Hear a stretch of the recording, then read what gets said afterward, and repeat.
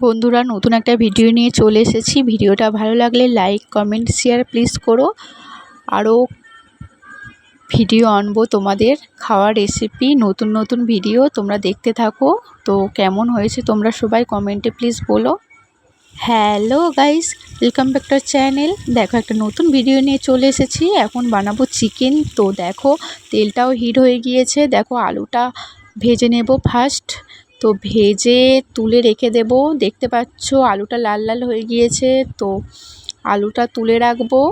তারপর দেখতে পাচ্ছ বন্ধুরা তেল নিলাম। তেলটা একটু গরম হয়ে যাবে তখন একটু চিনি পরিমাণ মতো দিয়ে তেলেতে ছেড়ে দেবো। আর এটা দেখো গোটা গরম মশলা একটু থেঁতো করে দিয়ে দিয়েছি তেলের মধ্যে। আর এদিকে দেখো তেজপাতাও দিয়ে দিলাম। তো দেখো তেলটাও হিট হয়ে গিয়েছে অলরেডি।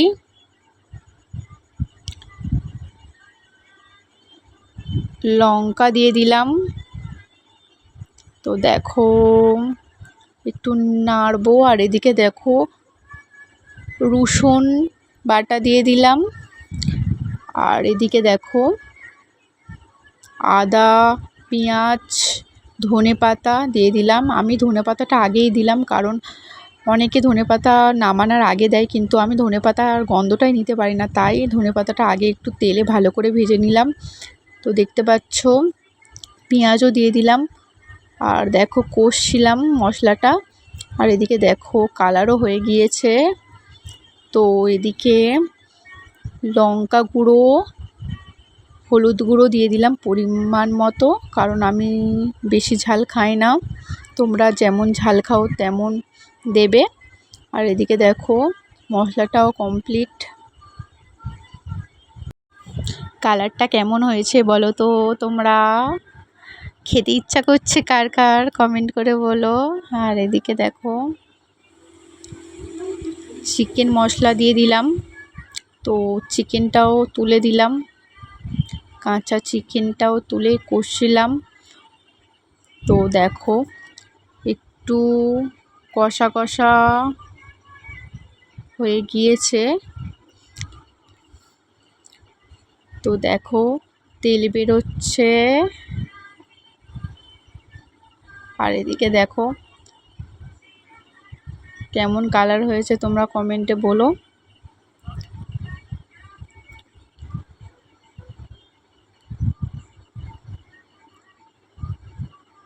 আমি সত্যি কথা বলতে বাড়িতে রান্না একদমই করি না, মাঝে সাঝে তাও করি না বললেই চলে, তাও শখে করি। আর এদিকে দেখো আলুও দিয়ে দিলাম চিকেনের সাথেই। তোমরা বুঝতে পারছো চিকেনটা কেমন খেতে লাগবে। আর এদিকে দেখো চিকেনে জল দিয়ে দিলাম, কারণ কষা হয়ে গিয়েছে। আর এদিকে দেখো আবার গরম করছি তেল। তো কি করব ভাবছো, তো মাছ ছিল, পুকুরে মাছ ধরেছিল পানাস মাছ।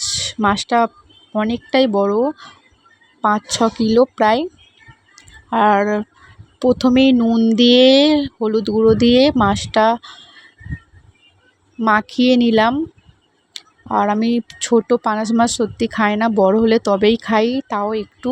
আর এদিকে দেখো তেলটা হিট হয়ে গেল। তো তখনই মাছটা দিয়ে দিলাম তেলের ওপরে। মাছটা ফার্স্ট ভেজে নেব। দেখো ভাজাও হয়ে গিয়েছে এক পিঠ। তো এদিকে টমেটো, আদা বাটা, রসুন বাটা, ধনেপাতা, পেঁয়াজ বাটা সব কিছুই রেডি। তো এদিকে দেখো তেল গরম হয়ে গিয়েছে, তার মধ্যে রসুন বাটা দিয়ে দিয়েছি।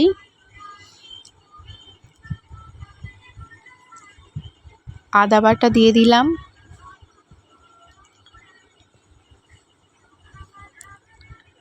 আর দেখো তার মধ্যে ধনেপাতা দিয়ে দিলাম। আগে তো বললাম আমি ধনেপাতা ভেজে নিই ভালো করে, তাই ধনেপাতাটা ফার্স্ট দিয়ে দিলাম তেলের মধ্যে। আর এদিকে দেখো হলুদ গুঁড়ো, লঙ্কা গুঁড়ো দিয়ে দিলাম। এটারও কালার কিন্তু খুব সুন্দর হয়েছে, দেখলেই তোমরা বুঝতে পারছো। দেখো